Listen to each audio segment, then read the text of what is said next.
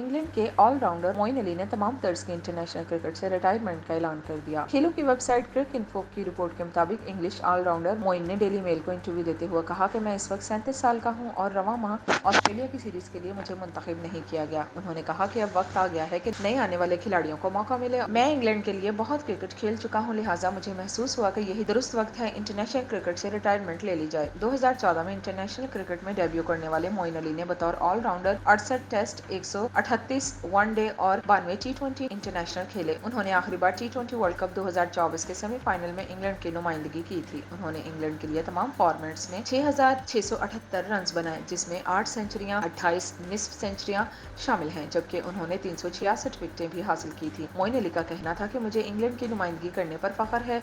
जब आप पहली बार इंग्लैंड के लिए खेलते हैं तो आपको नहीं मालूम होता कि आप कितने मैचेस खेलेंगे।